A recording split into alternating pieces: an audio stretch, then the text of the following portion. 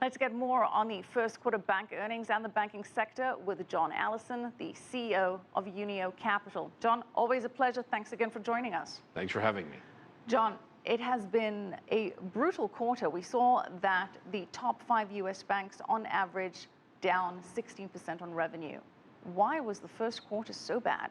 Well, I think if you wanted to have an overall view, we had a very bearish period starting in December and particularly January, February.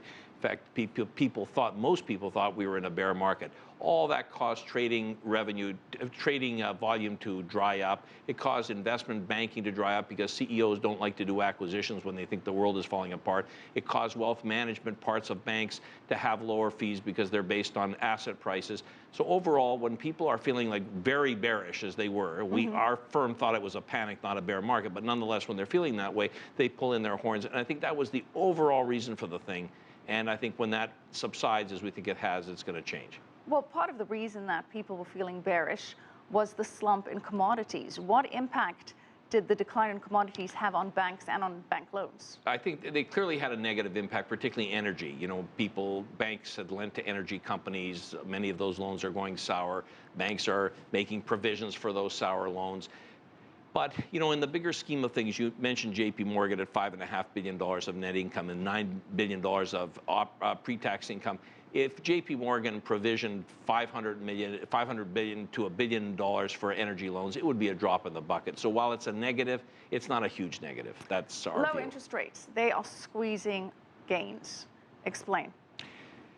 Well, I have a somewhat different point of view. Low interest banks have been printing money. They've been borrowing at 1%, lending at 4%. It'd be a business we'd all love to be in, and it's been great. What really has been hurting them is that interest rates have declined. And when interest rates declined, their net interest margin goes down a little bit because they've borrowed at a higher rate and now they're lending at a lower rate. So for a short period of time, their net interest margin gets squeezed a little bit. But it's a temporary thing, and then they go back to making their 3.5%, 4% type of margins. So I think that's a temporary and not serious problem for these banks. We did see across the board that fixed income and currency trading was hit hard. Yeah. How does that fall in place with central banks moving into negative interest rates? That's a very good question, and I have to say we have a somewhat unorthodox answer. We don't think negative interest rates are really causing any of this. We think negative interest rates are a separate thing. Central banks are trying to stimulate lending. They're giving banks, basically money to lend at, profitable rates. I think what's really happening is the world's currency traders have come to the conclusion that the U.S. dollar is peaking. And because they've come to that conclusion, it's affecting everything else. So we think it's the U.S. dollar peaking problem that is actually causing everything else to happen, not vice versa. Let's focus on some of the bright spots. Which areas within banking showed some growth?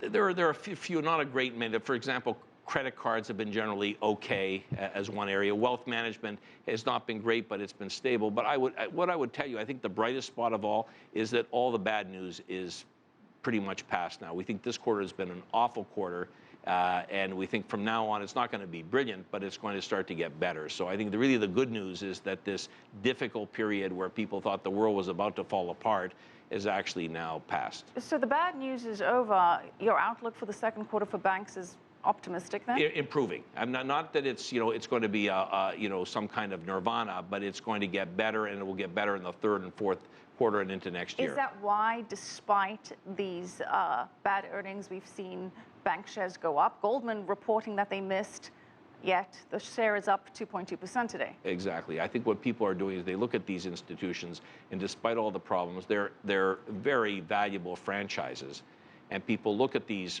franchises, which are really flow-through franchises. If the economy does reasonably well, things flow through the banks and they do reasonably well. I think they see all of this as a passing storm, and that's why they're bidding the stock prices. John, in terms of regulation, to what degree are the banks still feeling the pain from the post-2008 financial crisis regulations like Dodd-Frank, for example? I think they're feeling the pain. If you saw Citicorp's earnings, Citicorp is shrinking its businesses. Goldman Sachs is cutting expenses, employee expenses. I think this restructuring of the banking system is going to go on and on. They're going to have to raise more capital. But the bottom line is, with all the pain they're feeling, banks are actually in a reasonably good position to build their businesses now. Well, one of the big arguments post-2008 was that the big 5 banks were simply too big.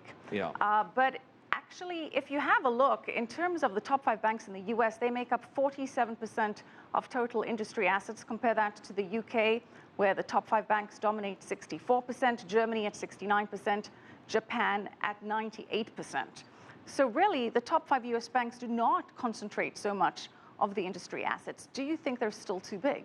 I don't think they're too big. As we said before the show, I think complexity is the biggest problem. Managing these banks is very, very difficult. So I think the problem is not bigness, it's how do you manage complexity. I think they're doing a better job at managing complexity. I think in many cases they're simplifying themselves, so I think that's very good. And as I said to you before the show, I think the big thing is that there is no magic growth bullet for banks anymore. They're a complex jigsaw puzzle, and it's all about making every little piece of the jigsaw puzzle a little more productive. And those bank managers like Mike Corbett at Citibank, who I think is one of the very best CEOs of a big bank out there, are making the jigsaw puzzle pieces be a little more productive.